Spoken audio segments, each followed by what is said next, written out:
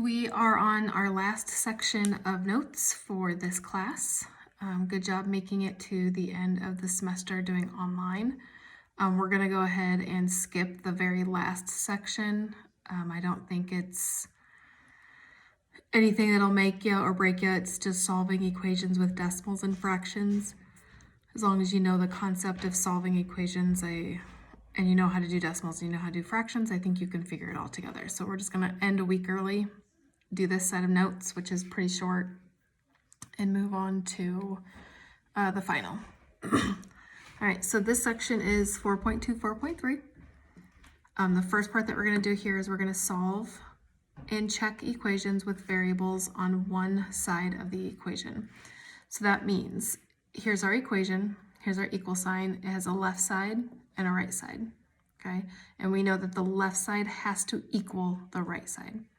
So these equations have a variable on one side of the equation, but it's a little bit different than the ones that we've done before because it actually has two sets of variables, both x's, but two terms, and then more than one constant.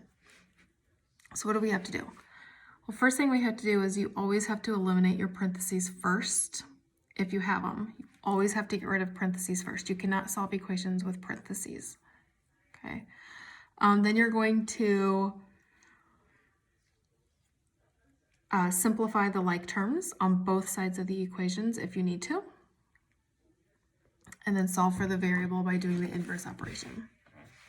So here, we're going to look on the left side and see if there's anything that can be combined. The 4x and the minus 3x are like terms, so those will go together. On the right side of the equation, those are both constants, so those can be combined. So let me backtrack for a second. 1, eliminate parentheses. We don't have any parentheses, so that's why I skipped number 1 and went straight to number 2. So 4x minus 3x is 1x, or just x. Bring down your plus 5. 12 minus 13 is the same as keep, change, change. 12 plus negative 13, that's one of each. You subtract, 13 minus 12 is 1, and 13 is bigger, so it's negative 1. Now you're down to a one-step equation, so you just solve for the variable by doing its inverse operation. To get the x by itself, remember, algebra is always about getting the letter by itself. To get the letter by itself, we want to get rid of the 5. So we're going to subtract 5 from both sides.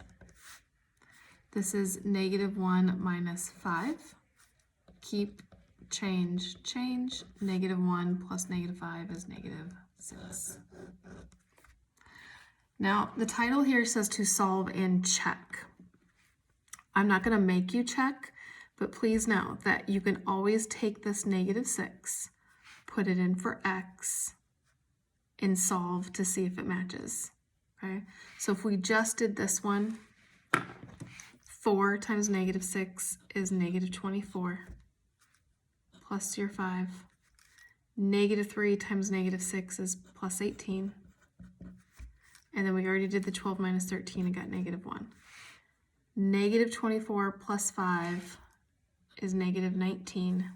Negative 19 plus 18 is negative 1. So you would have negative 1 equals negative 1. So negative 6 works. So that's just why it says check. You can always go back and check your answer.